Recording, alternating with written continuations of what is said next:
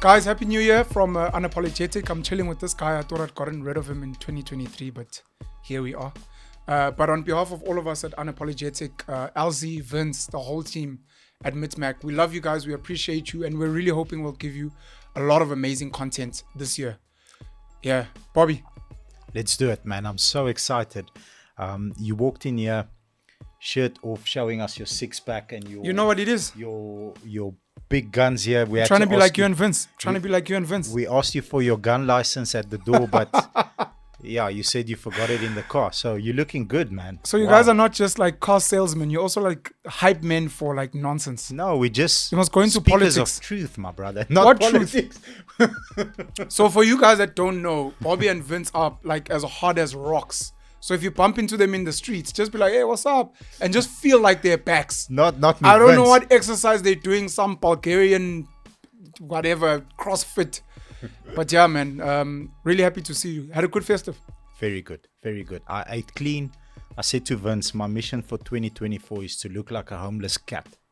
A homeless cat? Yeah. That eats clean? Yeah, that eats clean. That's just... Built like a... I want to look like a homeless cat this year. That's it. He looks like a varkond already. His back is like this. So, yeah. We've got a big year coming ahead. We started speaking about it last year. This year is election year. Many people are doing the whole 2024 is going to be our 1994. There's going to be a lot of political talks. Your thoughts? Do you want to tell us who you're voting for? So why? Interesting year that we have. There is 52. I watched a piece of content where the gent explained that there's 52 elections happening worldwide. Really? So this is an election year globally? Yeah. It's like a third of the population, of the world population, is going to vote in Hectic. 2024. Billions of people. Hectic. Yeah. Interesting. Who are you voting for? So, very good question. If you asked me last year, I'll say I'll vote for nobody because nobody deserves my vote. But Sure. Not voting is very wrong. Why? So, because then it doesn't give me the opportunity to complain and shout at the people that I voted for, because it eliminates you from that right. It's a right that's taken away. So who did you vote for? No, I didn't vote. That's why we're in the shit we are, because you didn't vote. So But you pay tax. That should give you a license to vote, to complain? Or it's not good enough? I think it's not. You have to vote for someone to hold them accountable. The people you voted for, the people in power. The people that you voted for have to be held accountable, because even if they are not in power, Yeah. they need to do more to challenge the ones who are in power. Fair. So who am I voting for? I don't know yet. I'm voting. Top two? That's what I normally ask people that claim that they don't know who they're voting for. Everyone has a top two. And when they're like, I don't have, then I start giving them examples. They're like, oh, no, not them. No, not them. Which means you have a preference. So I've spoken to a couple of political leaders that I do like and that I don't like. The problem is I can't make up my mind. And I'm honest with you, because the guys that I spoke to were very political. Yeah. So when you ask a direct question, they give you a political answer, Yeah. which is not always the answer that I'm looking for. However, I understand why they give the answer, because they have to be politically correct. Sure. And they're answering for a majority. And whoever's going to be listening.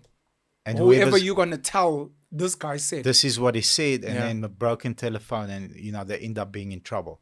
So I'm going to reserve my answer for now, because Are you going to vote ANC? Are they an option? no. Is the EFF an option? So here's what I'm going to answer on that. I look at history to predict the future. Historically, the ANC can't have my vote because there's no accountability system. There is no clear leader that says if, then. Sure. Okay. Consequences. What are those? Yeah. There's no consequences. So historically, they can't get my vote because they don't have a proven track record. Okay. Okay. When it comes to EFF, there's a lot of stuff that is said that I personally agree with. Okay. There's a lot of stuff that I don't agree with. But like every politician, they cast a net. So they cast a vision. They sell. This is the dream. This is what will happen. Fair, equal, this, that, the third thing. And then they pull it in and see who they catch. There's a lot of stuff that I absolutely disagree with when it comes to the DA as well, because there are certain promises made which are not delivered. And then but we inherited this. That's why. And that's why I don't have a clear front runner. I don't have two. Is the DA an option? I'm going through the top 5, top 6. So in some lights, everyone is an option. Because it's like reading books. So you also want to give me political answers? No. Like the politicians you spoke to? It's like reading books. We're processing. So the ANC is a no. We can eliminate that. Because of track record. Okay. We're currently reading, for the first time in our company, sorry, I'm going to deviate, but I think the story will tie up. For the first time in our company history, I decided we are going to have a book for men and a book for women. Now, you're going to love this because some men, even in our company, when they look between their legs, they can't find their balls. Jeez. So what a nice guy. So I thought, let me help you, softies. I'm going to suggest a book for you. Hopefully that book has a roadmap to find your balls, because I need men with balls that work in our company, that are fearless, that are men.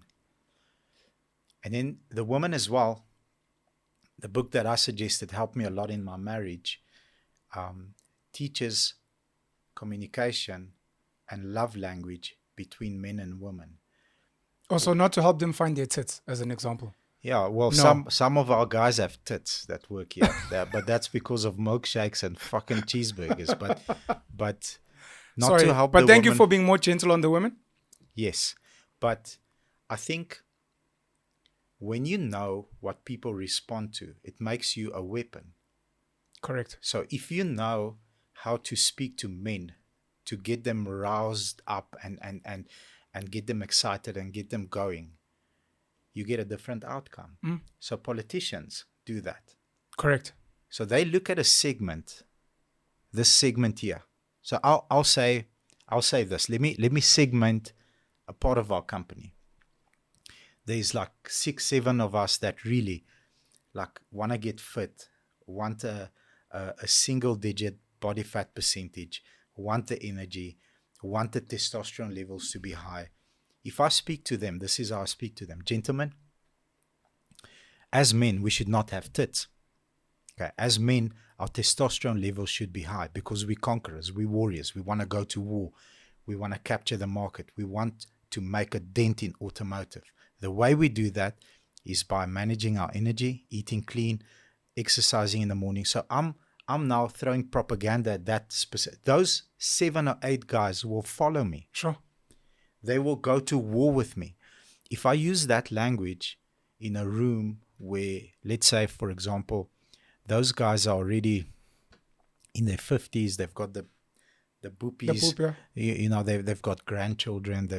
It's a different stage of their lives. If I use that language there, I'm going to lose that person. So I need to be very careful who I say what to. Sure. With politicians, they'll say, okay, we have a meeting. I'm going to just thumb suck in the Free State with the farmer community, and this is how they sell the dream. The only reason why we have a country that's not starving is because of the people, men and women, hardworking, that are in the room. Boom. Okay, if it's not for us, it is absolute doom and gloom. We're going to have to import our food. We'll starve to death. So we are the reason why South Africa is successful and the reason why South Africa is great. I need your vote because if I get your vote, I'm going to make sure XYZ happens, whatever it is that they want to happen. So that's the danger when choosing a politician. I want to look Are you ready for politics, bro? You had me going there. Jeez. I want to look at a politician's behavior in the fitness room, Yeah. in the 50-year-old room, in the farmer's room, at fishery, when they are rallying votes in communities that are very underprivileged, don't have running water, no facilities. I want to listen to them and their promises that they make in each room. Then me, myself, Bobby, will decipher whether this guy's talking shit, okay, whether this guy's just promising that segment the world to get their votes, or does he have an actionable plan on how he's going to execute. So step one, if I'm talking to the fitness guy, step one, we're going to create a community. We want to, if not create a gym at work, I want to go and rally up at Virgin Active and get a discounted rate. Or if you are in this community, I'll pay for your gym membership, but you show up. So there's actionable steps that can be taken to execute whatever vision the politician is selling, because they're all selling a vision. It's a propaganda machine. Yeah. To be a good politician, you need to be an expert in selling propaganda, your vision. I think to be a good leader, even a good leader of a household, I sold my wife. Like, I've got a beautiful wife and I'm no fucking oil painting. I sold my wife the vision that if she chooses me, she's going to have an amazing life. I'll show up for her. I'm going to do X, Y, Z. This is where we're going to live. This is what I want for our children, should the Lord bless us with kids. These are the 5 or 10 things that are important for me. This is how I'm going to drive this household. That's a propaganda machine. Yeah. Now, Selling dreams. Now, what makes me a successful husband is if I deliver on those dreams. Yeah. If I don't, then I'm not a successful husband. And a politician that doesn't deliver on their promises is not a successful politician. That's just fucking logic. Yeah. So that's my rant about politics and who I'm going to vote for. Who are you going to choose as your top 3? Let's say our top 2. Who are your top 2? Vivek Ramaswamy was one of the Republican candidates for presidency. I've been following him. I know what happened. I don't follow American politics, but he's pulled out of the race to back Donald Trump. You saw that? Yes. Why? No, you can answer that. I don't follow American politics. I've got a theory. I could be wrong. So Vivek is an Indian, or is of Indian descent. Yes. For people to know. Self-made billionaire. Billionaire. Yep. Dollar billionaire. Yep. Dope. Self-made billionaire in the pharmaceutical industry. There's a Chinese guy as well. I want to get his name. I don't know if you know him. So I think this is a play by Trump. Andrew Yang is the other guy. I don't know if he's a dollar billionaire. I think he's a multimillionaire as well. Arguably from tech. He was a Democrat. It's just interesting to paint these pictures because people have these assumptions of America, and to say there's some type of diversity because the UK has got also of Indian descent prime minister. Sorry, Donald Trump. It's a play. So Vivek is a Hindu, Indian, descendant, first generation American. So parents came from India As immigrants, and he was born and raised in America. That's why he has the right, the God given birthright to be able to become president of America. So he goes on a couple of podcasts that I've watched. I love his speaking style. He's one of the best, for me, one of the best public speakers currently. And he goes on shows that people hate him, love him. He's not scared. He's Hindu. So a lot of America calls him out on, this is a Christian nation. How will you as a Hindu lead? I don't know if you guys have seen some of the answers that he gave. He is freaking brilliant. In my opinion, I think this was a play by him and Trump. In my opinion, this is my humble. You can do whatever you want to me in the comments, but this was like a 5 or 6 move play by Trump to get everybody to fall in love with Vivek, because America loves him. He's very young. He's in his 30s. They love him very much. They love him. He's enthusiastic. He's a self-made guy, very well-spoken, stands behind his beliefs, good foundation, all this stuff. And move 5 is to get this guy that everybody loves to sort of point to the rescuer of America and back him. I think it's, if my theory is true, I think it's one of the best played political moves ever in history, in my opinion.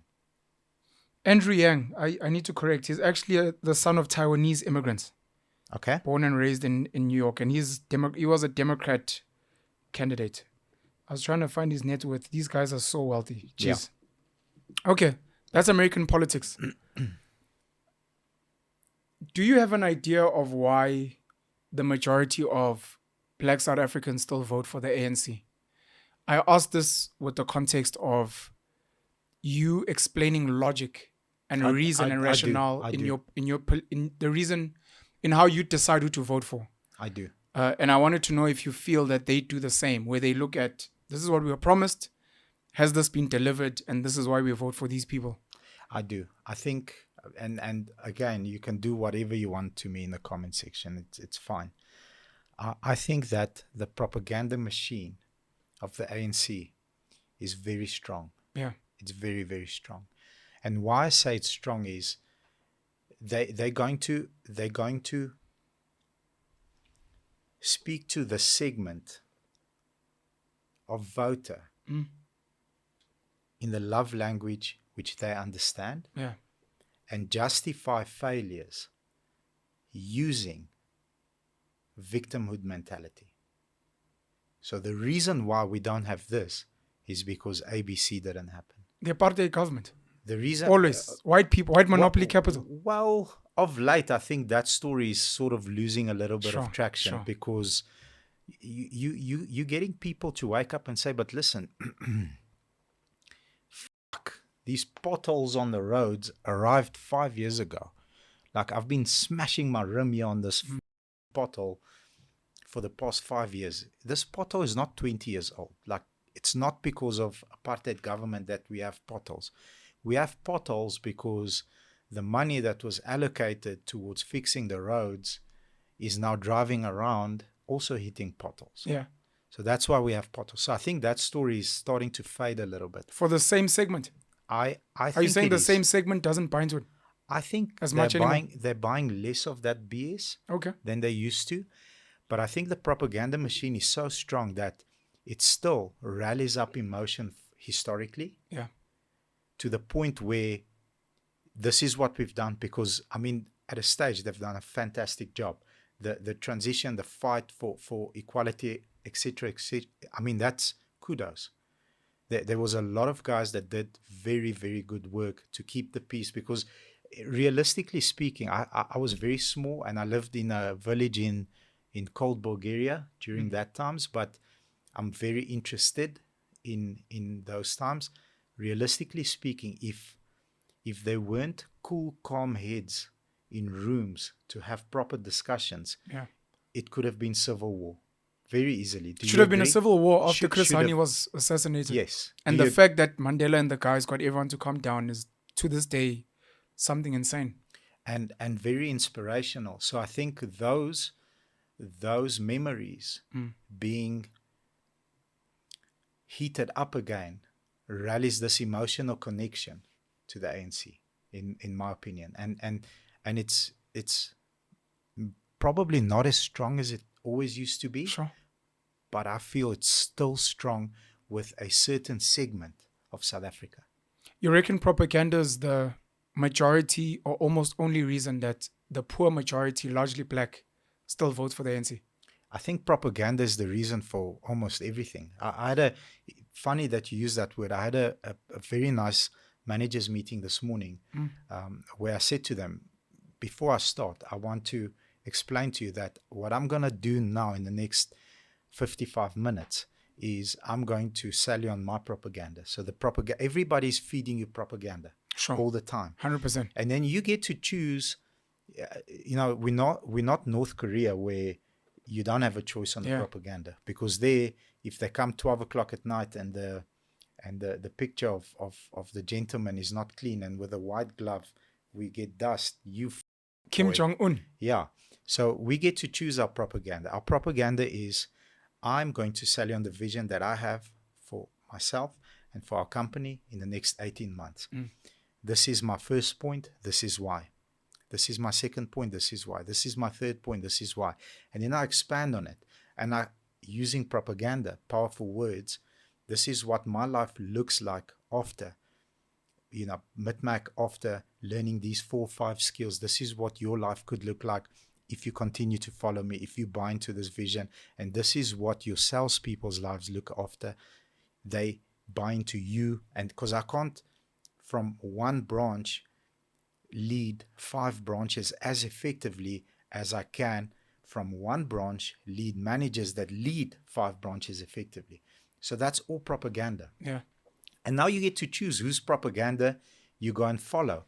The best part about today is you don't need to take everybody's propaganda. You can take a piece. Sure. And a hot topic at my house is Andrew Tate. My wife, she can catch snakes if I speak Andrew Tate. And then I say to her, cool. Why? He went, and do you think it's fair that all these naked women on cameras and these men are paying them? That's not a noble job. I said, well, I never said that. Even though we've got some cameras, we can set up a camera business with women. But what I am saying is, he says, as a man, you should be strong and train your body. Do you disagree? No. Sure. Okay. As a man, you should be a provider to your household and a protector of your household. If somebody jumps us at the coffee shop with a gun and he's about to pull the trigger, it's my job to stand in front of you and take the bullet. I will take a bullet for you. Do you agree with that? Yes. But you don't agree with the cameras and the girls. No, I don't agree. I said, I also don't agree. Sure. But with 95% of the stuff, I do agree. So I buy his propaganda, but not wholeheartedly. Sure. And so you can pick and choose which propaganda to take. Yeah. And everybody's being programmed by somebody. You are programming your kids. You're programming your kids to be a certain way, which is the right way for you. Correct. If you can please put us on the books that you guys recommended at Midmac for the men and for the women. Beautiful. Because I know people are going to be interested to know the books. So for the men, it's such a good book. Before I tell you the name, I've got a gentleman on my right that's an absolute beast, Eddie Magane. He did his personal record of 33 cars last month. 33 cars used sold. Cars sold last month. That is insane. He is incredible. Serves his customers. And I'm talking white, black, Indian, colored, Chinese, Japanese. I said to him, Ed, I can't wait for a margin to land here so that we can evaluate his trading and you can sell that margin a car. He doesn't care. He gives great service to everybody. Shout out to Eddie, man. I say to him, Ed, there's a book that in December that I want to recommend to you. I feel that this book is perhaps going to change your life. Just you run in the morning, he runs like an hour and a half. Just give it one run and then tell me. So he comes to me, he says, this book, you know that thing on the BMWs, because he drives a new fancy BMW, Sport. I said, yes, that book put Sport Plus in me. Hectic. I'm like, awesome, man. So the book's name is The Way of the Superior Man. I don't know, have you? I've heard of the title. Oh, power. Then that's for the men. It's a guide and a GPS coordinate for men to look between their legs and find their balls. Hectic. Okay, that's the first book. So inappropriate. I'm sorry. David Data. Yeah. Okay. Yeah. I think written in 2004. It's 20 years old, 2 decades ago, but now more relevant than ever. Sure. Second book. So I'm on a call with 8 business people from all over the world.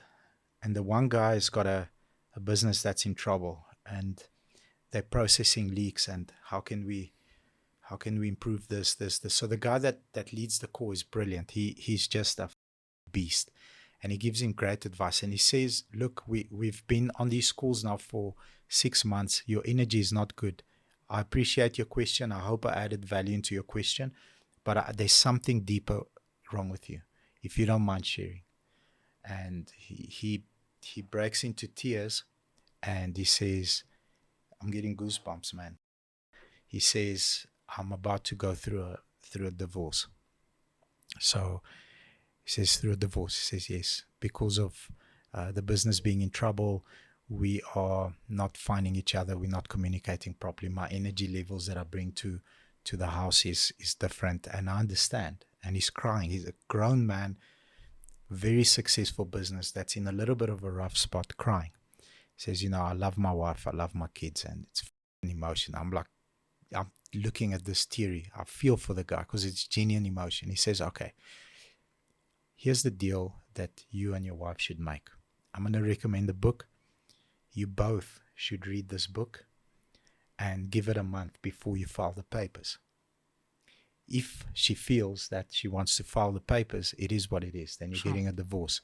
Make it work from there for the kids and whatever. But read the book, and in a month, you guys can sit down and process each other's feelings. And if you don't want to get a divorce, it helped you.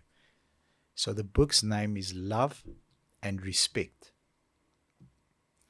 So it's written from a point of view of what do men respond to, what love language do men respond to, and what love language do women respond to.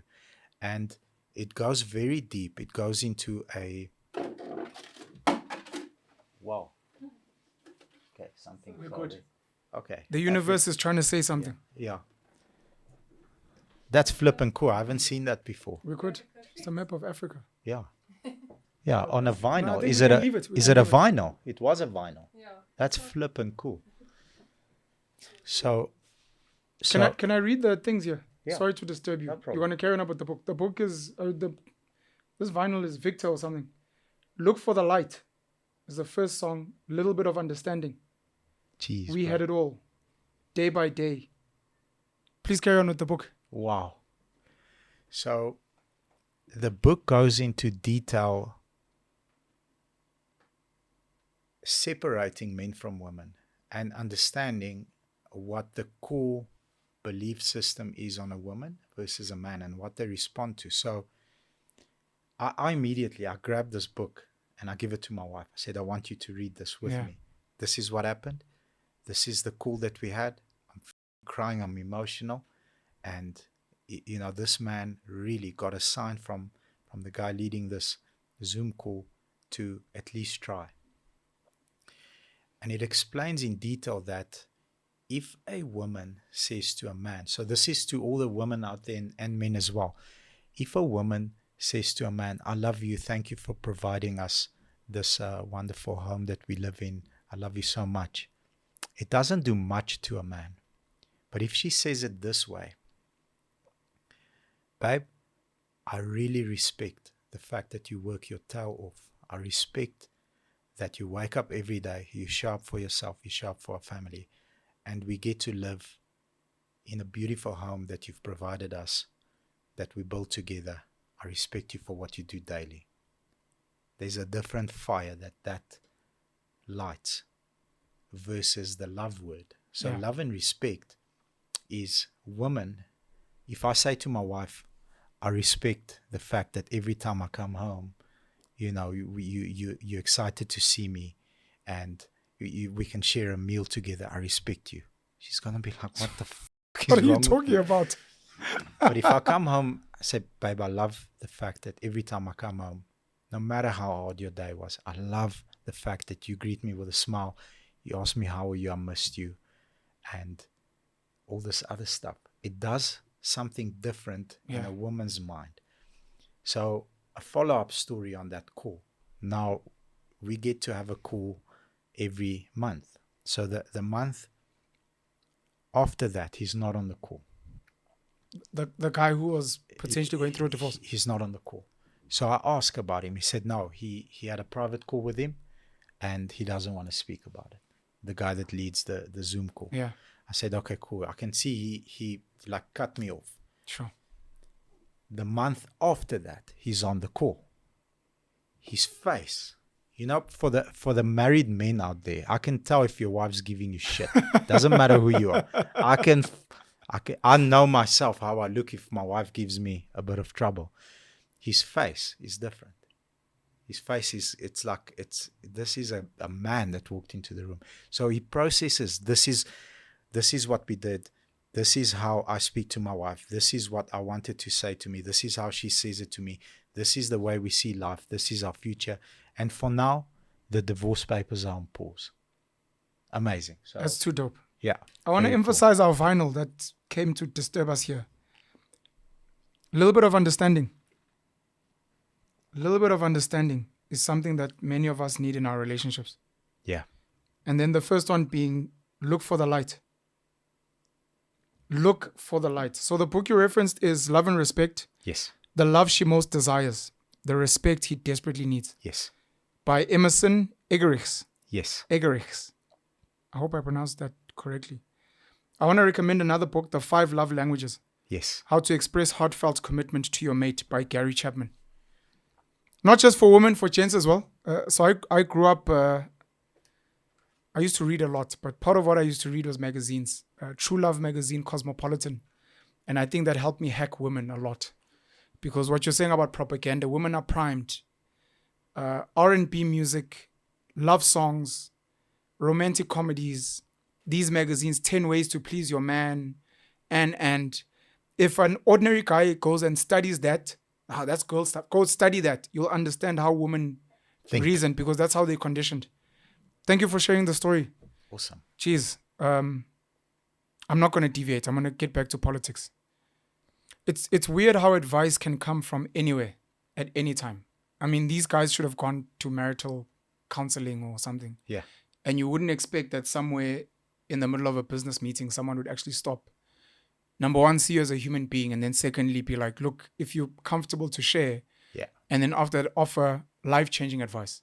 Beautiful. We don't know what happened to their marriage. It's not really important. The important lesson is for anyone going through some type of difficulty, whether it's in a marriage, in a relationship, you're struggling with your child, you're struggling with your parents, to take a step back and to just assess how you guys engage. Because you might find that the issues you have are not the issues you think they are. Absolutely. I think that's very important.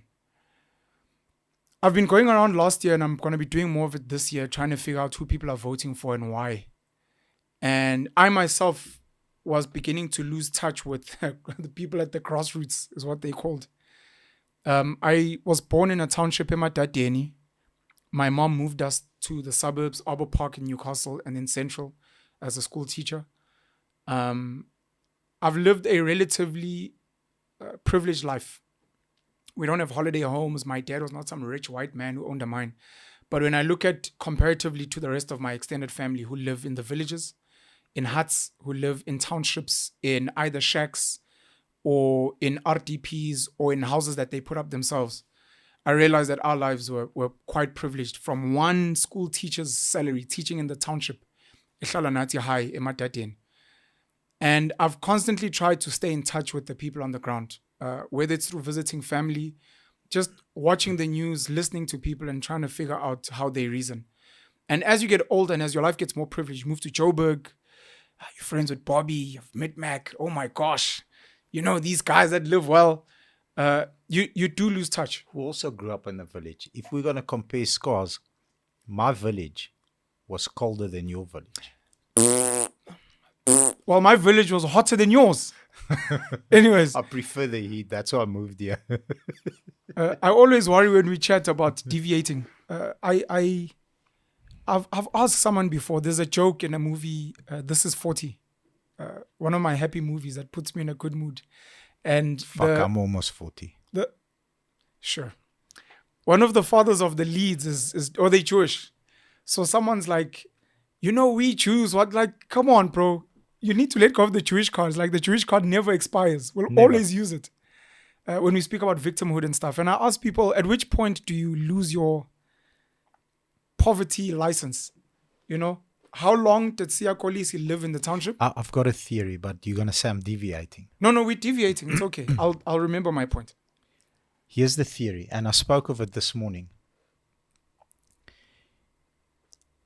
you have to, at one stage, prove to yourself that financially you can do things that were at a certain stage of your life deemed impossible. Sure. Once you do that, then the poverty mindset starts to erode. Okay. So on Ed's, I love him like a brother. He's a cool dude. Me and Vince are biggest Eddie fans. Even though in our company and in our industry, people look at him like, is he that great? Results, the difference between arrogance and confidence is the fucking result on the board. Boom. There's no other difference. They sound the same, walk the same. But at one or other stage, he didn't have shoes. Yeah. So now, him buying Louis Vuitton shoes, couple of pairs, and Gucci shoes, we like admire. We like, yeah, look at those kicks. At one or other stage, that doesn't become the focus point, because now I've achieved it for myself. I proved to myself that I can do this for myself. So at maybe at 10 or 12 years old, I looked up to whoever it was that was wearing these fancy kicks and shoes and whatever, and looking at magazines. And I thought, this is never going to be attainable in my lifetime. Yeah. Maybe Maybe my kids or grandkids one day. Yeah. But now that I've put them on and I've had the experience, and I've gone to Santon, and it's f***ing awesome. Now that I've put them on, it's not as important. So Sure. you always tend to get rich guys saying, Bill Gates and that other photo, no Louis belt between two billionaires. Yes. Trust me, there was Louis belts at one or other stage. Elon Musk has spoken about it. He bought a sports car back then to get that thing out of his system. A McLaren, sorry. for $1 million. Well, I said dollars. sports car. I didn't give a brand. McLaren, the F1, the one with the seat in the middle, and then he still crashed it. But he got it out of his system. Now everyone says, yeah, look at him. Walking barefoot, living in a container. In a container. It's like, dude, he's had 70-room mansions. That shit doesn't impress him anymore. He wants to change the world. He's got different visions. But he did go through that. Yeah. He did go through that. So on your point, when does that poverty mentality erode? I think it starts eroding once you start buying or attaining material things that you thought were not possible in your lifetime. I think that's when it starts. My opinion. Should a person ever lose their poverty license? No. Why not? I think it scares you. It scares you. It fires you up, because what you don't hate, you tolerate. I love that. So if you didn't hate being poor and looking at people having things that you really wanted, if you didn't absolutely hate it, then you might end up going there again. So one of the things I've asked before is, Siyakolisi grew up in the township, poor. And that was for a certain number of years. And from that point to now, it's probably twice, I don't want to say 3 times, maybe 2-3 times the number of years that he's lived outside of that poverty. Yes. But the story of poverty is still sold. I'm only raising this from a privileged perspective, because I'm telling my story of, I was born in the township and we left at age 5. So one day I can be like, but I was born in the township and we were poor. And it's like, no, but you've been privileged since you were 5, even though my mom was a school teacher. I've been losing it as I moved to Joburg. You travel the world, you meet people that are successful, and you start thinking you know better and you know more, and you want to speak on their behalf. And then you start calling them names, which is something I do regularly. But I started doing it as a way to evoke emotion. The same thing propaganda does. But to be like, you must be stupid if you still vote for these guys. Like, who do you think you are? Because I want to rattle them. Because when you try and speak comfortably to certain people, what you tolerate, if you don't hate, you tolerate. Yes. If you don't speak to them in emotive language, you're like, look, it would probably be better. It's like, you don't know what you're talking about. You're like, what kind of an idiot would live in a crap house like this? You clearly don't love yourself. You don't know what you're talking about. No, prove it to me. Show me that you... And then I'm going to prove this. So I'm trying to get, especially the poor black majority. I say these things out of love. They hate it. It makes them angry. They call me a sellout. It's fine. You're gonna rally up a lot of people against you. Oh, it's fine. It comes from a place of love. But I've been losing it. And I was reminded in going around asking people who they're going to vote for, I was reminded of some of the mindsets that people have and how a lot of white people, a lot of privileged black people in the country today, I'll add Indian and colored to the privileged black, they actually do not understand the reasoning logic of the poor majority. So when you speak to the poor majority about the ANC and you speak about the promises and the propaganda and the delivery and the lack of accountability, etc., almost all of them are aware. Almost all of them are aware. These guys are giving us false promises. They're lying. They don't deliver. They're destroying the economy. They are not good leaders. Ask random people, how do you feel about Fikile Mbalula? Hey, that guy is a clown and what? How do you feel about Bheki Cele? Hey, crime is what? How do you feel about... And then at the end of all of that, do you trust Cyril? Cyril serves the white agenda. He serves the West. But you're still voting for ANC. Hey, my man, I don't have a choice. Why? Can I say why? I've got an answer Go for for you. it. Because no one has made a logical and an emotional case that is compelling enough for the people that are in that mindset to take a chance and stand behind someone. I do believe, this is another thing I get dragged for, and it's okay. I'm happy to be the bad guy. I do believe the majority of our people in this country, maybe the whole world, are like children mentally. Exactly like children. They may be old in terms of years, but their mindset. And the African case is particularly unique because we come from a history of kings and chiefs. Yes. And I don't think it's fully left our blood. The idea of democracy and those things, we still call it colonizers' systems, and we don't own them as our own. Makes sense look, what you're saying. This is English. Yes, it's a colonial language, but we can use this colonial language to write books, to make music, to travel the world as if it is our own. The same thing you'll do with a cell phone and the internet. We still don't take the systems to make them work for us. But if you're born into it, is it not your own? So that's part of the emotive propaganda, that when things are not working or look bad, it's like these colonial systems said by a person who's got a title in the colonial systems. It's priorities, and it is the most basic priorities. And to what you're saying about political parties, or at least the opposition, that they are failing to do, it is the most straightforward line. When you are speaking to a majority of people, you must speak to them in their language. What you were saying about love and respect. Yeah. The ANC is corrupt. You're speaking to someone who is Zulu, who is Xhosa, who is Pedi. In English. As a white person. Which, look, as much as Tony Leon and the guys say Musi Maimane was a failed experiment, I don't think he was, by the way. Even as an experiment. You speak to people in a language that they understand. And this is one of the reasons why Jacob Zuma to this day is loved, which makes a logical person not understand the love versus respect. But I told her every day, I respect what she does. It's like, but Zuma says, I love what you do. Game changer. So you speak to people in a language that they understand.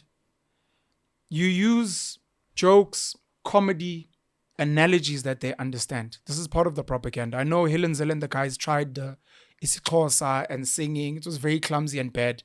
And unfortunately, it wasn't authentic. And a lot of people saw through that. At the most basic level, children. At the most basic level, if you're a parent, what do you provide for your children? Shelter, food, some kind of education. Protection. The most basic, outside of all the noise. My dad is abusive. My dad swears. My mom is always drunk. She's on drugs. My dad, he's not even smart. My mom used to sleep around. All of those things. Is my father, she's my mom because they provide a home and food and those things. The one thing, and so raised it recently, and he got hammered by social media, by us, clever blacks and white people. If you do not vote for the ANC, there's a chance you're going to lose your social grants. Sounds ridiculous. People are going to get grants regardless of who's in charge. The DA, action, it doesn't, the man at the bottom doesn't know that, doesn't care about their child. And until you have told them in their language, hopefully told by someone that looks like them, that they understand, that, guys, we are working very hard to make sure that you eat, that you're eating food. It's not a lot of money, but then you can use the propaganda. But apartheid and white people, it's not a lot of money, but that 350 Coco, that 1,000, however much it is, I think it's close to 2,000 old age Yes. grant pension, that 350 social relief for distress, the 510 child grant. Then you wake up in the morning as a poor black person who used to live in a shack or in a mud hut, and you're waking up in a 4-room RDP with maybe 2 bedrooms and a kitchen and that you never had before. Never had in your life. You look at this structure that was built gratis, for free, for you to live in. You walk your grandmother, you're now walking on tarred roads that didn't exist before. Going to a clinic that didn't exist so your grand can get her medicine for free, gratis. And then you're going to go drop off your kids at a free school where in the morning they eat porridge, where the kids are teaching them for free, where you've seen someone go on to become a medical doctor, go on to become a lawyer through the same system. And I'm like, but they're corrupt. I know. Cyril and these guys serve agendas. I know. But you have to fix your tire. You saw what the pothole did. I know, my man. And the load shedding. I mean, we can't function. The economy. I know. But for a poor child, all of these other things are not as important as their basic needs. Because we are dealing with children who come from a history where they believed kings and queens provide. And now you have a choice, right? There's an easy one and there's a very hard one. The easy one is replicate, copy, tweak, improve. Find experiments. If the DA wants to experiment with anything, go find a Julius Malema. Don't find a Musi Maimane. Musi Maimane speaks good English. He's got a white wife. Go find a black person who sounds like Julius, but who says the DA will deliver the exact same things. He can be a youth leader. He can be a leader in the township. It doesn't matter. And go and play with that experiment and see what happens. That goes toe to toe with Julius. When Julius is like, the thing is that guy comes. As the DA, what we are going to do, we will make sure. And you're like, is this guy DA? Herman Mashaba sounded like a different DA mayor. We'll get rid of the foreigners. You're like, hey, is this guy really DA? You know what I mean? Like, people are not sure anymore. No, I like this Mashaba guy. He speaks my language. He speaks my language. Yeah. So you do something like that, which is the easiest way to accumulate votes and to steal votes away Yes. from the incumbents. Because that's what they're doing. The people don't care. Balula, they actually don't. Because at the end of the day, after listening to everything and they get excited and they wear the t-shirts, the 350 comes into their account and they wake up in the RTP. It's frustrating. It's annoying. You have to ask them, do you know where this money comes from? But our economy, they can't connect the dots. They don't want to connect the dots. At the end of the day, they need to eat. Pen, we hear you. You're right. But what are you saying? Must I move out of my RTP and sleep where? Must I take my kids out of this ANC school where they get brown bread and take them where? I'm ready, my man. I'm ready. Lead me. Where? No, the thing is, we're going to have to work hard. You must hit me with the same propaganda of the ANC. We will give you jobs. We will make sure economic growth. I'm telling you now that at the most basic level, the ANC has delivered. We're speaking delivery. Yes. They give me the minimum, bro. What you said in the last 10 minutes is 100% logical. No emotion, 100% logical, and it's true. That's the easy path. The hard path is the one now where you have to conscientize the masses and your children. On guys, mommy's going to give you an ice cream. But you have to do your maths homework. When you visit dad, who cares about maths? I didn't even do maths at school because maths is hard. Long division. My dad is so cool. He lets us, sometimes we taste his beer. He lets us sleep at night and watch naughty movies. 100%. How long is that going to last for? And now those of us who managed to get ourselves out of poverty and those things, we have gone through the journey of realizing the danger of being stuck there. We see it with our extended family members. I've got cousins exactly my age who, when people speak about grant recipients, I think of my female cousin. When people say, but these poor people are constantly having babies, I'm like, yo, I know a cousin who's got 7 kids on grants. But some of these guys are stealing. I'm like, I've got a cousin that I know is a thief. And when I speak to him, it's like, Fetu, I don't have money. I'm not like you. I don't speak good English. I didn't study at good schools. I'm not even living in the suburbs. I steal just to eat because the 350 is not enough. You and I can agree. And I'm like, yo.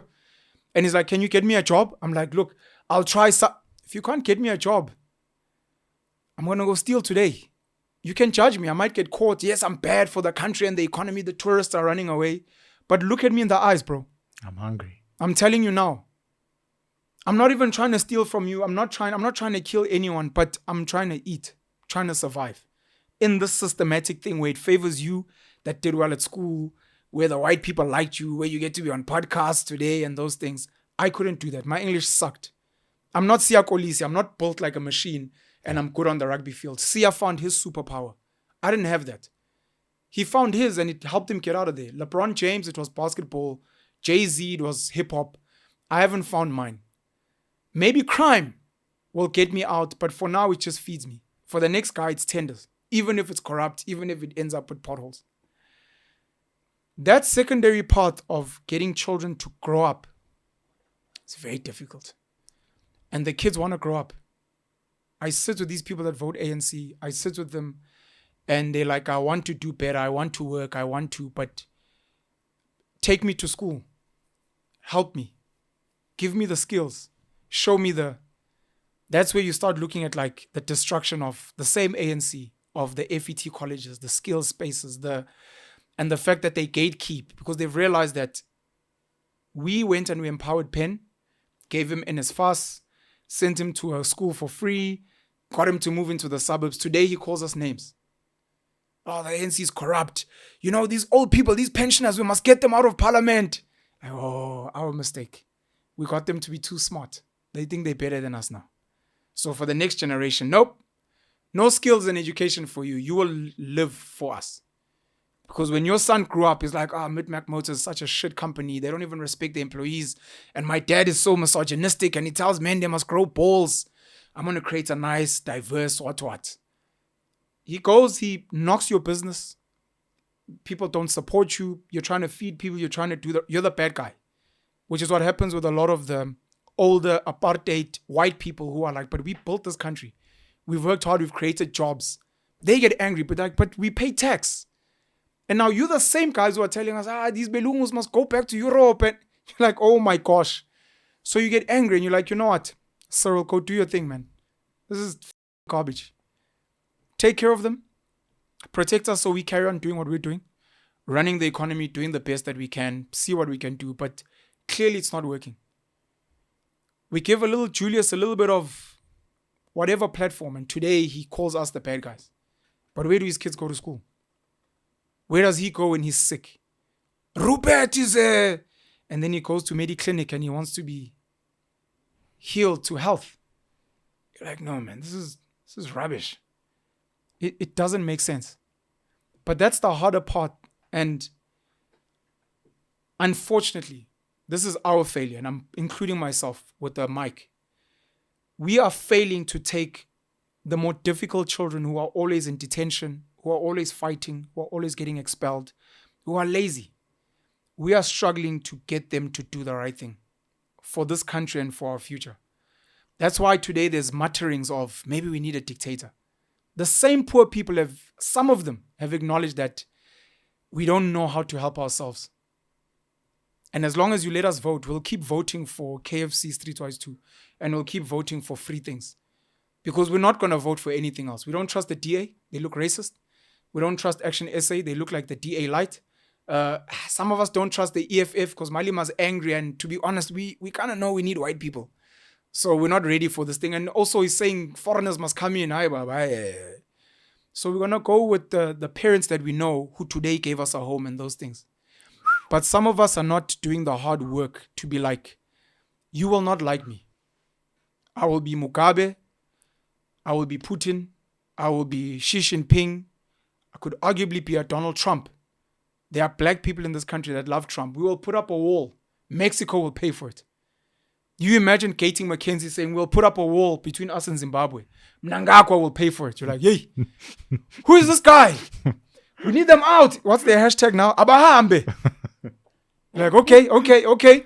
We will bring God back into schools. Like, this is my leader. People have realized that, have recognized that we need better parents. It's also, again, speaking to people's hearts why Jacob Zuma was called Umsholozi. So Umsholozi is a clan name. People don't know Ramaphosa's clan name. They don't know Mbegi's clan name. Kgalema Motlanthe, they don't care. There isn't that African connection. And outside of calling him Umsholozi, they also call him Ubaba. Ubaba, the elder. Ubaba is father. Father. It's dad. The same way we'd say Umamwini, Utata, Mandela. No one says that about Cyril. Ubaba, no one. No one. There is no emotional connection to see this person as a father figure. It makes sense now because I've never seen Cyril wearing traditional clothing, dancing in a traditional way, speaking exclusively an African language. I've never seen him do that. Yeah. Jay-Z did that all the time. All the time. That all the time. So I don't believe in democracy. I don't believe in democracy where the people are politically illiterate. So democracy in a country like ours is, again, getting your children to vote. What are we going to eat today? Oh, I want pie. I want pizza. And you're like, no, but we need to eat clean. No, you are outvoted. You're outvoted. We all voted for ice cream for supper. But guys, shut up. You're just an angry old man. You don't know anything. Good analogy. Snap. Democracy doesn't make sense where the people actually don't know what's in their best interest. Now, we need to make the hard decisions, those of us who actually care, and we will fight back. Vusi Tembewayo says we must move out the way and let the country collapse. But some of us will try and fight back, partially also so that when the country collapses and there's no hope for Transnet and it never comes back, there's no hope for the post office and it never comes back, we go into total darkness and Eskom cannot be saved. SAA we've sold. We no longer have weapons. All those good things. I'm hoping that some of us will have educated enough of the young people to at least have curious minds, to want to learn, to be exposed, so that when we start the rebuilding process, there are some people with skills. When the British colonizers came here, when the Dutch, the French, some of the German, the people that made up the Afrikaners came here, they came here with skills and those things, to a point where if South Africa collapses, there are enough Afrikaners in this country that can build farms, that can build mines, that can rebuild Eskom. They have the skills, even if the country collapses. And they're proving it in small ways now. We haven't had a decent university built since 1994, but Soltech went and built, Solidarity, AfriForum built Soltech. They're like, we can still do it. Yeah. There has not been a decent town city that has been built since. And you're like, no, we'll build Stain City, Waterfall, we'll build Oranje to show you that we still actually have the skills. So at any given time. So people like myself want to include colored people, want to include black people, of course, Indian people, to be like, look, even if the country collapses, a lot of these guys are moving overseas with their very, very precious skills. The guys that built the nuclear technology we had in this country, which was one of the leading back in the day. Yeah. They all over the world helping other countries set up nuclear plants and nuclear medicine and all those things. A lot of our amazing miners, Afrikaans, they are even black. I've been bumping into young black colored men and women who are like, I've moved to Saudi Arabia. Oh, I've gotten a permit to work in Canada. They are moving with the skills. Guys who are actually empowered with skills. We're hoping to educate as many of them as possible so that if the country ever tanks, or if there's a way that we can turn it around, they can all come back and be like, we're ready to roll up our sleeves. We have the skills. Because the idea of sitting back and just keeping quiet and saying, well, we either promise freebies or nothing, is not how you build a nation. No.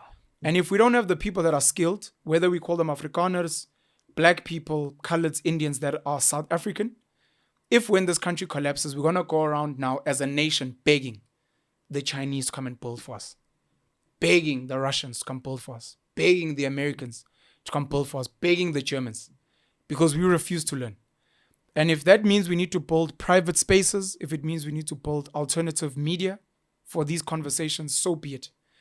And it may not be for me, but to try and inspire specifically black kids out there who still have family bases in the villages and in the townships to be like, go home, go educate. It is the hard road. It's the hard road and it's difficult and they won't hear you while they're enjoying their grants. But start planting the seeds.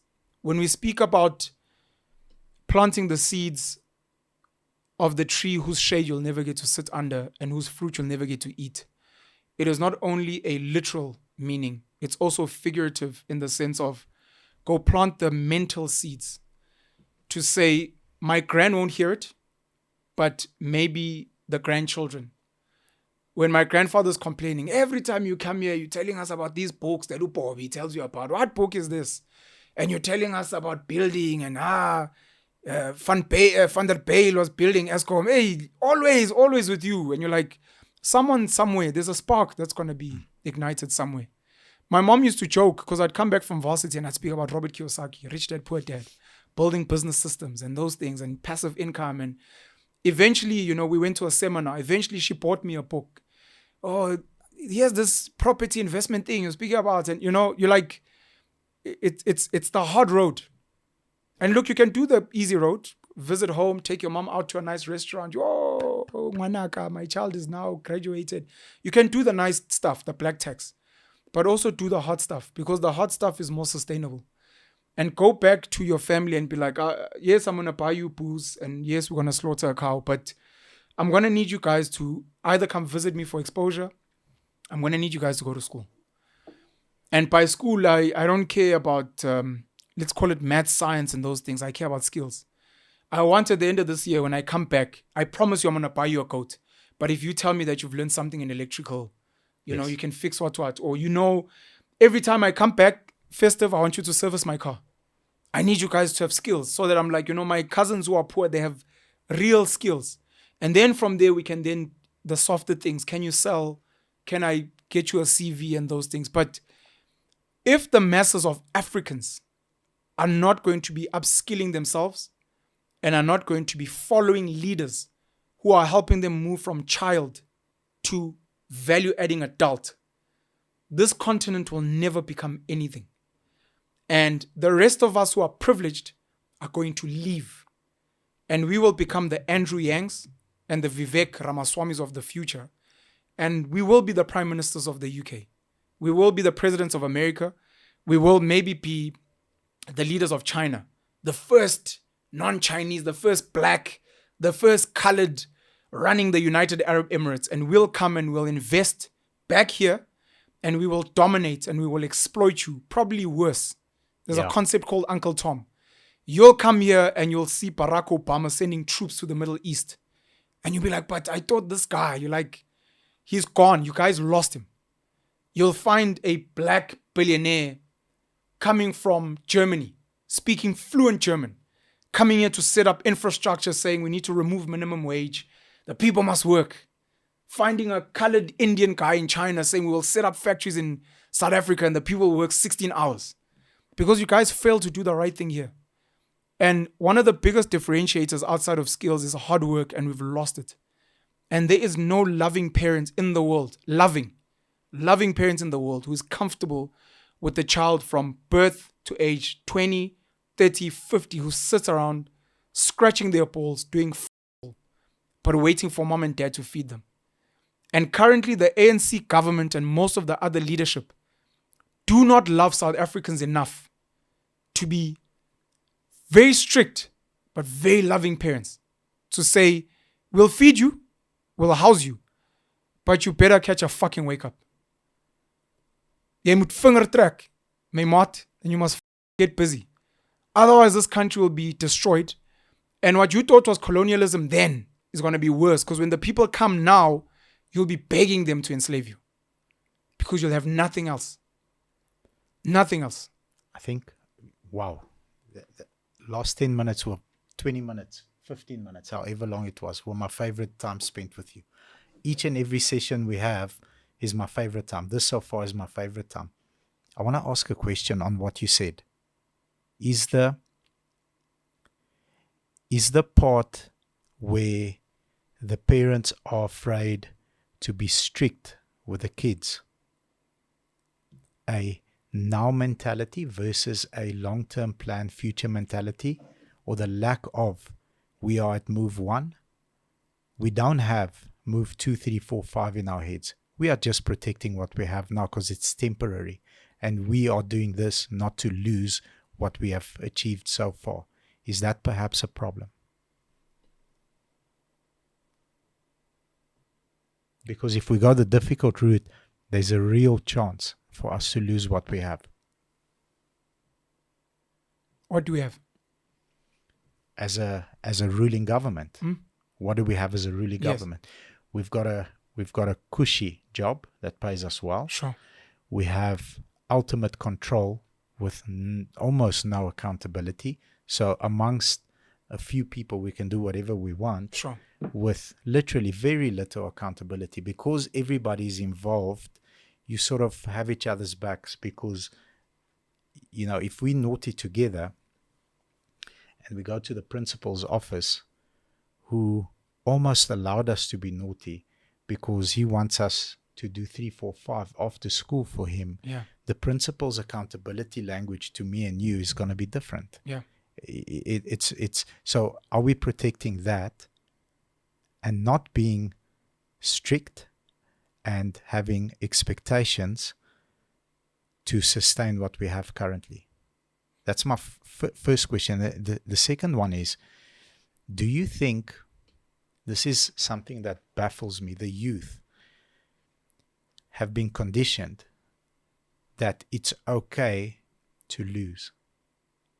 It's okay not to sort of overextend yourself and try out something difficult, because if you lose, it's okay. Stay here. Do you think people should wake up one morning and say, the fact that I don't have shoes pisses me off. The fact that I don't have running water pisses me off.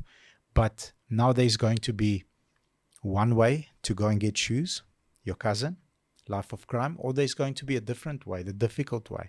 So I've got access to you as your cousin. I'm going to be your cousin for 10 minutes. Not that my English is any better than his, because my English is not good as well, not like yours. But I'm going to be your cousin. So Pen, you say that you can send my CV around, but you don't promise. I can see why you're saying that, because you don't really think I have any skills of value to add to the people that you rub shoulders with. But Pen, if you were to say there's one thing that I could learn and become very good at my capacity, what do you think that is? And then would you be able to, with a good heart and good face, recommend me to somebody that can give me a job in Joburg? Would you tell me what that one thing is? Maybe I'll start with this last part. Most of us are not equipped with the skills that are needed to empower our family members. Is one of the biggest hurdles we have. A lot of us are formally educated, but we are not educated in fundamental problem solving. A lot of us are trying to make money because we've been sold the idea that if you have money, you can use that money to solve problems. But there are a lot of problems that are beyond money.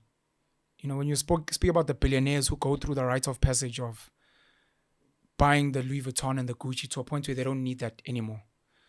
A lot of us are just not equipped. We go to school, we learn, we make money. After we make money, a lot of us don't realize that the money couldn't solve some of the problems. Family problems. We hate each other. We have an inferiority complex. We're comfortable with losing and failure.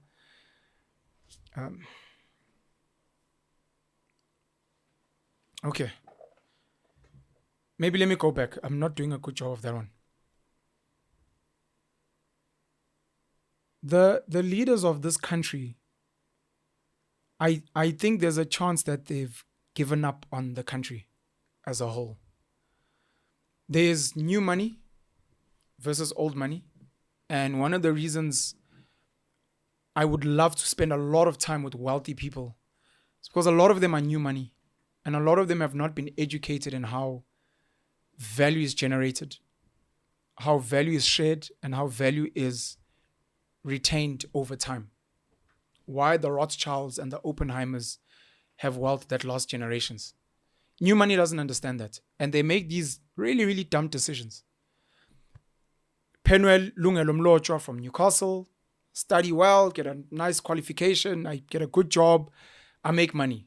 Maybe I get an opportunity overseas, maybe I start a business here, and then I take all my profits and I hear, the booming market is in Singapore, Singapore's coming up, Dubai's doing, and I pump all my money there. And then I come back and I'm like, what's going on in this country? Why are things falling apart? I don't understand. Where's the development? Where are the investors? Like, but you're not investing, bro. You didn't invest here. How are we ever going to grow? New money doesn't understand that. Why it's important to reinvest your money, a big part of it. Why it's important to actually, when you get a tender, do a decent job. The idea that, no, we mustn't do a decent job so that we get the tender again is cute, and yes, you make money. But old money understands something more important than that. I use the analogy, I think, of the cow and milking it. Old money understands that you milk the cow a bit so that you have some milk to drink, some milk to sell. But understand that you must leave enough milk for the cow to feed its calf so that the livestock can grow. New money is like, keep milking, Popeyes. There's still drops. Suck. To a point where like the blood starts coming out and you're like, okay, it's bleeding. Okay, leave it. Then at some point that blood infects the udder and that cow dies. On top of the fact that there isn't enough milk to feed its young. Now you don't have cows for the next generation. New money doesn't understand that. That you must, at some point, let the cow relax. People that are not in agriculture will be like, but the land is just sitting. And you have to explain, sometimes we need to rehabilitate the land. That's why it sits. No, but they're not using, if once you understand agriculture, it's like a woman who's just given birth, because farming, similar to a woman's body or the land, a woman must be made fertile. As a gent, you must spoil her, you must buy her nice chocolates, she must glow, she must always be smiling and laughing, so that when you come and plant your seed in her, you're planting it in fertile earth. You want to have beautiful, healthy, laughing, stressless kids. Yeah. Now, after she gives birth to your beautiful kids, you can't be like, let's go again. Hey, whoa. You must let the land rehabilitate. She must heal and all those nice things. Anyone who understands that type of thing, same thing has to happen to land. I think what the ANC is similar to new money in that they are new politicians, new government. I don't think they understand. And now they're so focused on preserving their little bit of power and that they're not even considering the idea of building for the future. There have been people in rugby circles, white racists, who have the same very silly ideology. If we let black people in, we will lose our Afrikaner, what, and all these blacks that are playing, that mapimpi, and you're like, no, I understand maybe the concerns you have, but there's a bigger picture here. I think they call it red ocean and blue ocean. Yeah. You must have a blue ocean mindset. Yeah. There's Great something book, bigger here. Great book. I've never read it. Great book. I steal these ideas and then I sound smart like I read books. If you empower the right, this is now me speaking to like a white Afrikaner who's like sort of racist, which is why I also need to spend time with the capitalists, because I need to rewire their mindset to understand why it's important for them to invest in townships and to build sports clubs in these. They're like, it doesn't make sense. And the ANC, I'm like, sure, there's a bigger picture here. You need to explain to this racist white Bali who's been at work school, whatever, forever, that if you invest in the right black boy, Siya Kolisi, he will take you to heights and spaces you've never dreamed of. You've never thought that you will be called to the NBA and be celebrated as an amazing coach. Yeah, and to the NFL. I saw him. And to the NFL. With Tom Brady. That was a cool picture. I saw it recently. That was very nice. There are certain amazing, talented white Afrikaans boys, some of the best rugby players of all time, that can't get you into certain doors. Yes. And I'm telling you now, selfishly, we know these blacks are a bit of a problem. I'm telling you selfishly that if you do this, there's going to be a benefit for you and your people. there is going to be money from Rock Nation, dollars, millions of dollars that are going to come into the Sharks so that you can divert some of that money to Grey College and Bloom. Money you've never seen in your life. If you just do this thing. And then for me on the other side, I'm like, listen, now that you've got this opportunity, yes, I know it's a white Afrikaans space. I know it's racist. You are going in there to go and fight for your people. Learn Afrikaans, go to the prize, play hard so that it incentivizes them to bring the next O in. Yes. Over time, we'll bring in the Guijo and you guys will start seeing, and you'll start changing the culture in a beautiful, organic way. But we're all trying to win. And this is how it's done. And our government doesn't get it. And it's sad for me that a lot of them are so arrogant that they don't want to listen to people like me. Especially because I hate them and I call them out. They're like, why would I go to that guy's platform? It's okay. Other people are hearing us and other people who are close to them are shouting in their ears. Listen to these boys. Listen to these guys. They're saying these things. Because you're going to be rich. Marie Antoinette, let them eat cake. You're going to be rich. Maybe your kids will have a little bit of whatever. But the poor people on their way to eating rich white people, because they're on their way, which is why the rich white people, some of them are panicking and they look for projects like Musi Maimane and Herman Mashaba and Mandela. On their way there, they're going to start by eating you because you're the security guard. You're the Manchingalan protecting the madam and the bus. They're going to eat you and they're going to eat your kids. They're calling you names now, clever blacks and coconuts and sellouts. But you guys are going to be the first to get necklaced and burnt, etc. So you need to do better. See it as an insurance policy. A little bit of a discomfort. Can you imagine when Cyril has to go to the township? Oh, really? Do we really have to go there? Can we not send Mbalula or someone? You know? Send Peggy Kele, he speaks good Zulu. You're like, what? You're like, look, I'm trying to protect you, bro. You need to go there, practice the song, bring Sia Kolisi and get the chance to sing. It's very important. You look now at what the Springboks have achieved. Even for white protection.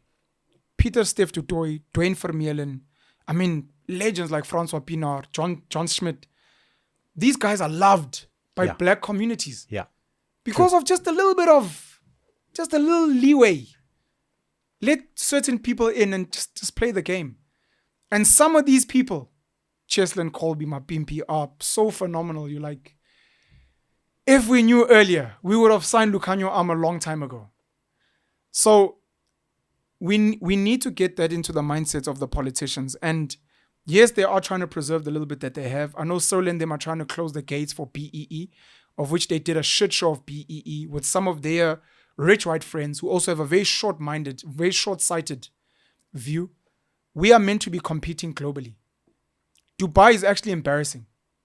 Dubai is embarrassing. So just off the top of my head, I look at Dubai and then I look at Fiji, for anyone who watched the Rugby World Cup. Fiji, very poor island. Very small island, small population, very religious, heavily Christian. A lot of those guys have gone on to play for New Zealand, All Blacks, for Australia, the Wallabies. They've gone to play in France. They've played around the world. Maybe they're not really doing a good job of pumping money back in Fiji. That's a conversation for another day. But you look at Fiji's campaign at the World Cup and how inspiring it was. A lot of those guys don't play in Fiji. They play everywhere else. They're accumulating skills and knowledge and resources elsewhere. But you look at that. Fijian rugby is what potentially Xhosa rugby in South Africa, colored rugby could be. With the right type of send people out, let them learn, let them come back. And you're like, we could have Xhosa gents, just like the Fijians, playing for France, because we're trying to do something special. It's like going to work for a firm in Silicon Valley, going to work in Saudi, going to go work, go make money, send it home, be like, look, I've started a little rugby tournament in my hometown because I used to earn yen in Japan. Yeah. And over time, we're going to build something special. And then as soon as I'm done, coming straight back home to coach, to mentor, to, you know what Pitso Musimane and those guys are doing now in football. Come and do that here because we're trying to build something. That's trying to plant seeds of trees you'll never get to enjoy. And you're like, it's not just about me. It's not just, We don't have that mindset. And the people that have that mindset need to come on Unapologetic, need to come on the Penuel show, need to come on progressive channels and have these conversations so that we can find each other. Because many people don't know that we exist. Yeah. And if it means we need to create non-profit organizations, we need to go and live in certain neighborhoods, it's fine. But the conversation needs to be different. And we need to start holding the government, which is just security guards, and more importantly, the rich people who are funding them. Patrice, the Ruperts, etc., who fund these guys. To be like, guys, they are better managers of the masses than these guys. Yeah. Put some of your money here. We've started sports teams. You know that Siakolis is a product of this program. Do you know this young lady who's a CEO of this company is actually a product of, we need you to start, I think it's called patronage is the term. We need you to be patrons of some of these things more than you're a patron of what is meant to be administrators. Government is meant to be admin. They're not meant to build anything, or they're meant to be the lady in the front office. Yeah.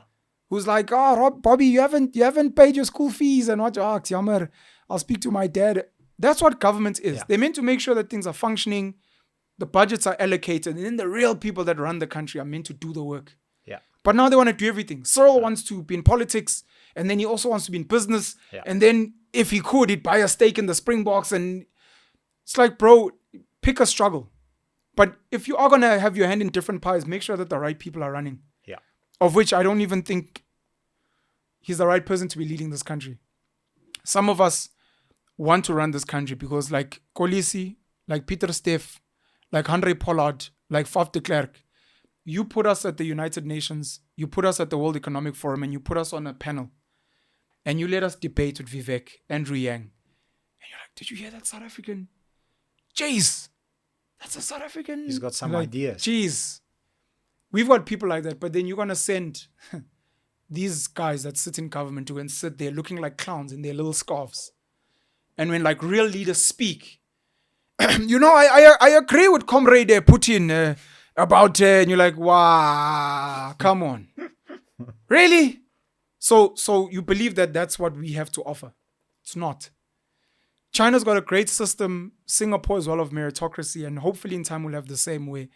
We create the type of systems and we're not going to get them from government. They're not good enough. We need to bully them intelligently to have these systems where people are just like, if I have money, I will use Postnet or pay Paxi over the post office. Yeah. That's people voting in real time for better service. Yeah, you vote with your rand. I will follow this leader for this thing. We must outsmart them like that, where people are following the right types of leadership. And by the time we get to the highest levels in the world, when people are like, we need a South African representatives go and speak, people must be like, hey. This Bobby. is okay.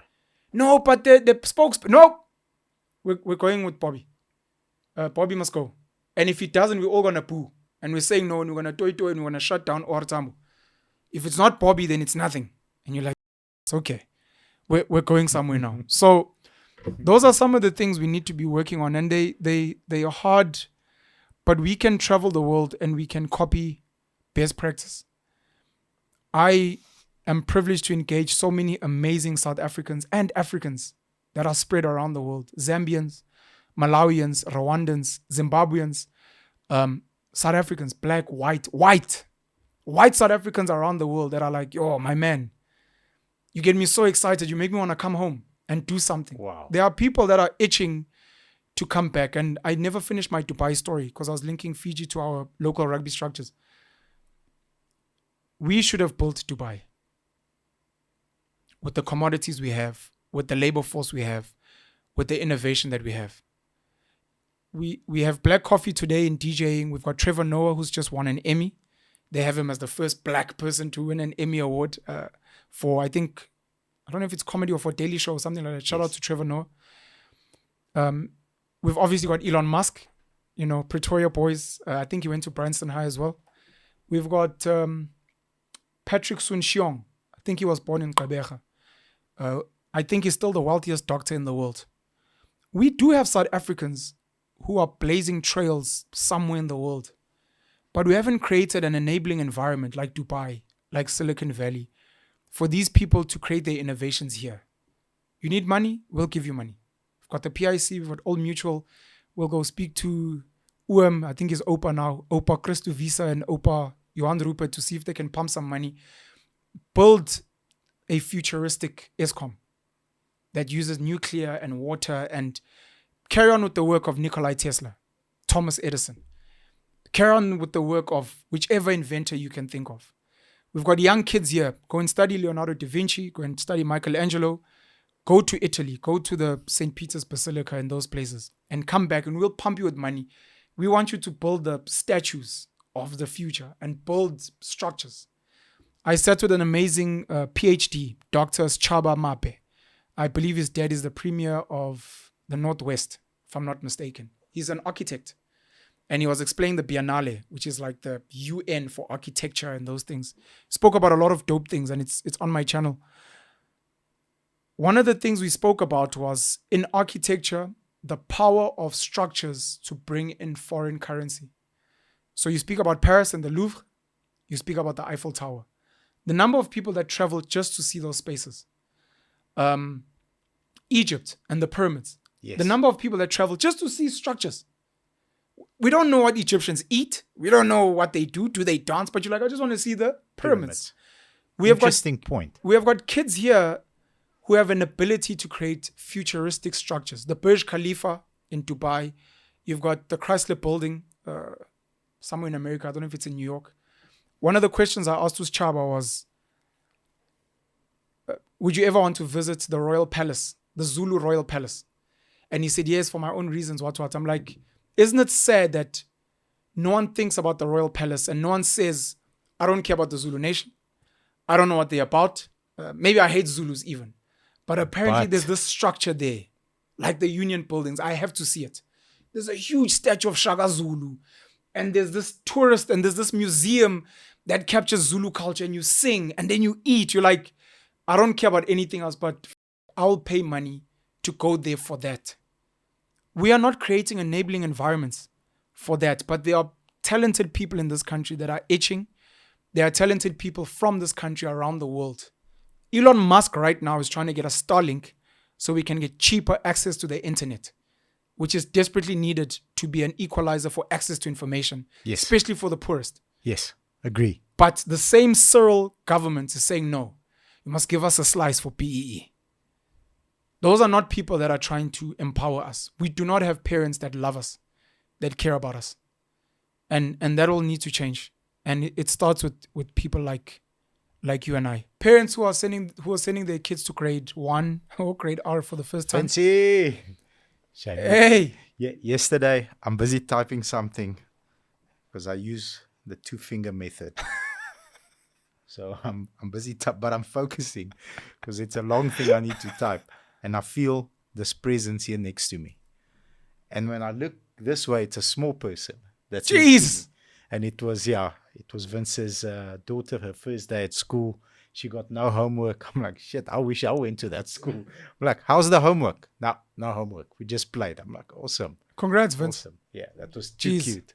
To you and so many other parents out there. I've got 1 million kids. So every other year, it's my first time. And I'm there with like parents who are busy crying. And I'm like, what the hell are you doing? They're so welcome, man. Hey, you again. You know.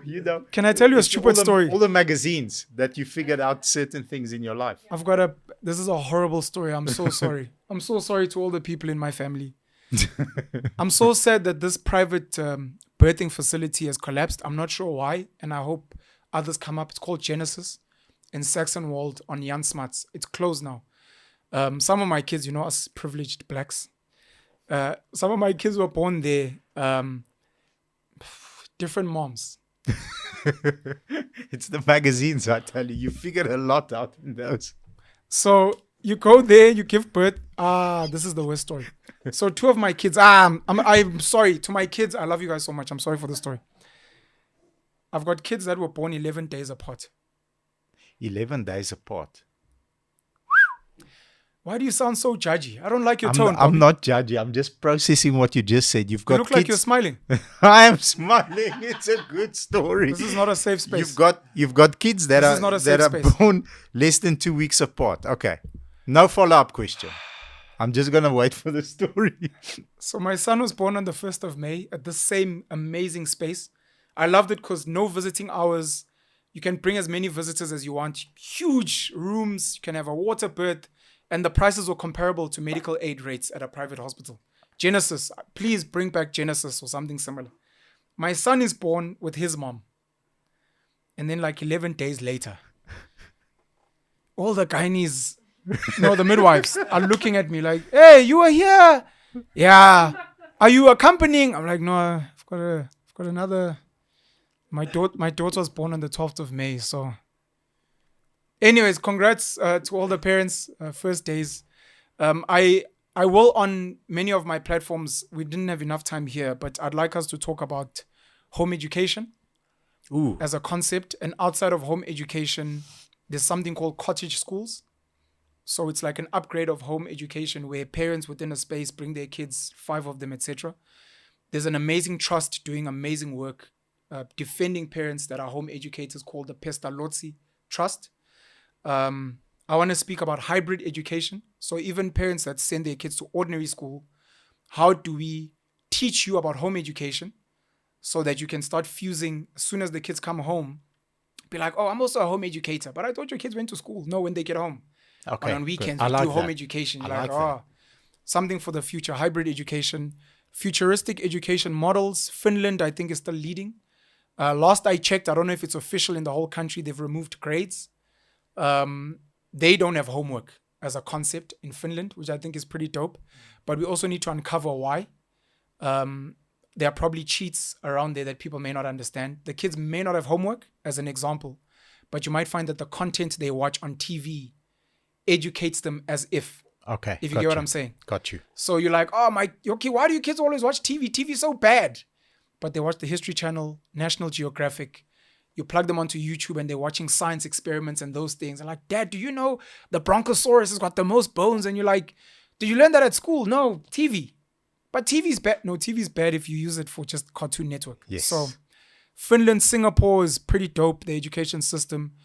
How do we bring in Chinese and Japanese maths to kids, especially the crisscrossing, something that I was teaching my kids when we experimented with home education. It's one of the things I want to speak about. I wanted to ask you about the ICJ and our legal representation with the Israel and Palestine conflict, but that's another can of worms itself. But it speaks to this concept of very talented South Africans representing us on a world stage where people are like, oh my gosh, I didn't know there were South Africans that are so brilliant. You're like, we do, but they suppressed so that we're celebrating clowns.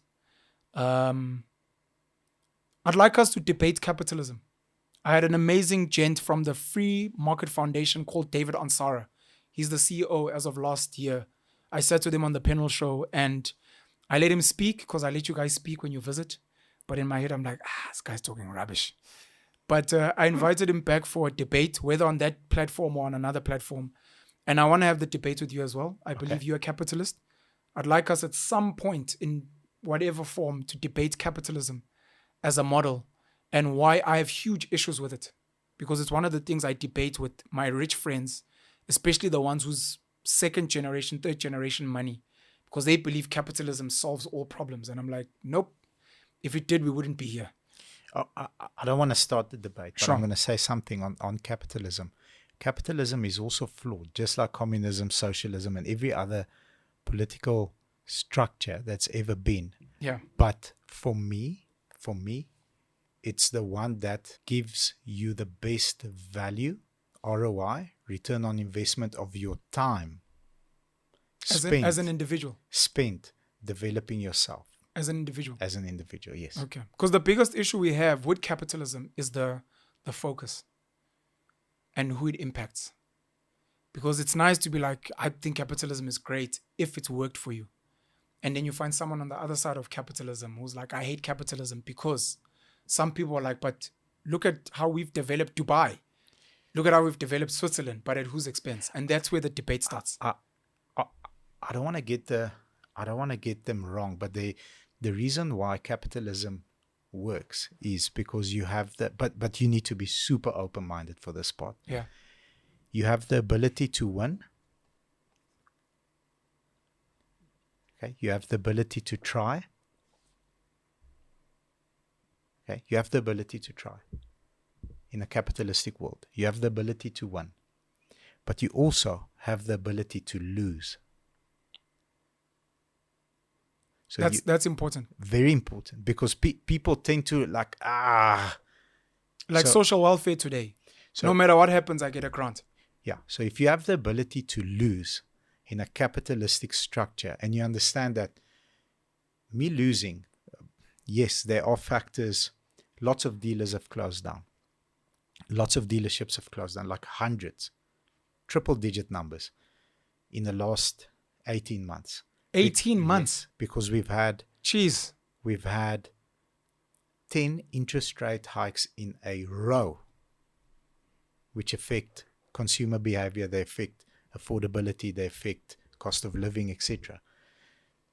The ability to lose means, and this is not throwing hate at anybody. These are jobs, right? People's jobs, people's lives, Correct. People's livelihoods. Enoch Kotongwana and Leseja Khanyago. Enoch is our Minister of Finance and Leseja is the Governor of the Reserve Bank. Sorry.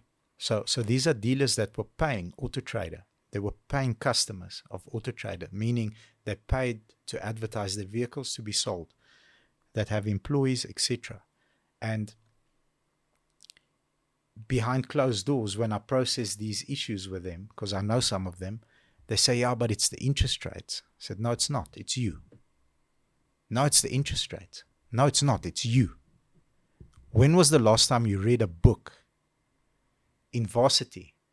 Okay, then you should lose against us. When was the last time that you came to work before everybody at 6 o'clock and worked your fucking ass off until 9, 10 o'clock at night and stressed and worried about you stressing? Your stress is different to mine. Your stress is you don't have money to pay the people. Okay, my stress is how do we not only navigate these turbulent waters and keep our heads above the water, how do we grow out of this? Whatever the fuck is going on at the moment, how do we grow out of it?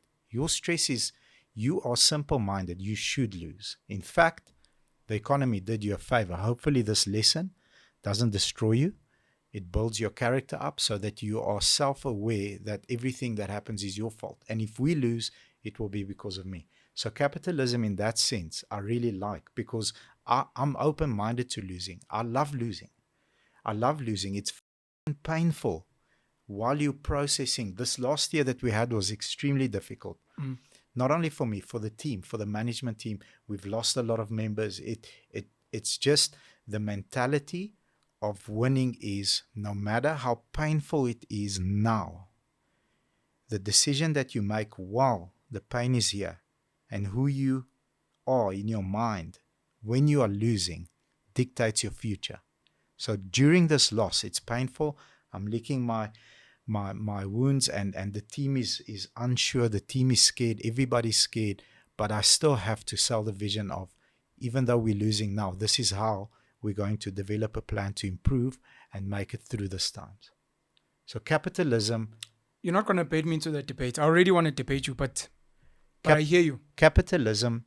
And you're speaking from a place of privilege. You are 100% correct. 100% correct. By privilege, I mean you are strong and you've built yourself to become strong. And most people are not, sadly. But that's because I understand what a loss does to me. I understand how to Other deal people with take their lives. Very bad. Yeah. But I understand that at that moment, I have to make a decision. This person left. Key individual left. He left because of my actions, the way that I've treated him. You know, I maybe wasn't paying attention. My focus wasn't in the right place. I wasn't speaking their love language anymore. So that loss it's fucking painful, but needs to teach me the lesson for the next generation of leaders in our company.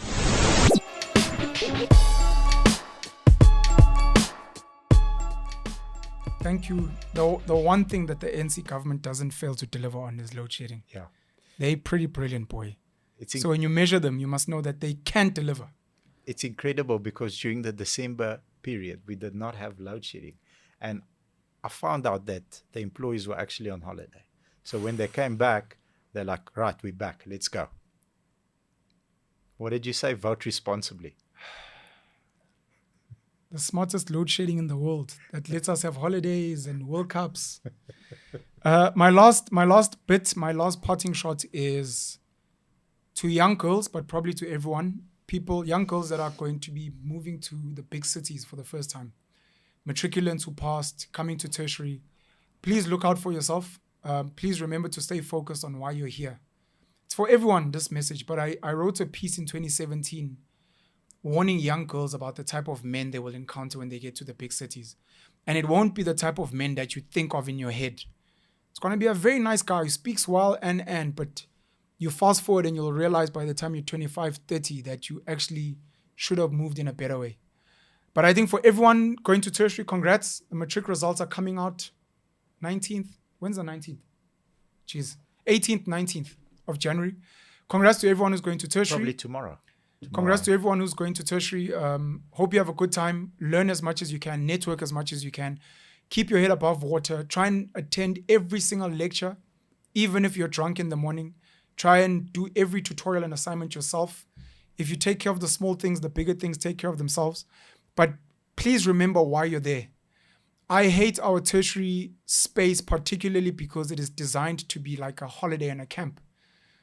Instead of actually being institutions of learning where you're there to learn skills and to become ready for the working environment. I think high school does a better job with the uniform and the discipline. When you get to tertiary, it's just a party. And a lot of kids fall off. A lot of kids pick up drug habits, alcohol habits. A lot of people come back with babies. A lot of people come back sick with diseases that they'll never get rid of for the rest of their lives. So remember why you're there. Don't get caught up in the hype. And whenever things go bad, if you fail, if you don't have money, if your bursary is taken away, go home. Go home and go and refresh your mind and find a better way forward. But congrats, good luck to all the matriculants. And if you don't have a plan for matric, it is not the end of the world. It's just a little hurdle. Bobby spoke about losing. This was probably like meant to be a lesson for you. But from here, you must pick yourself up. And when you move forward in life, you'll be like, I once fell and I know what that feels like. And I'll make sure that this never happens again. We appreciate you guys watching Unapologetic, and we're looking forward to some of the content we're going to be dishing out in the new year. Vote responsibly. Do not vote for the darkness.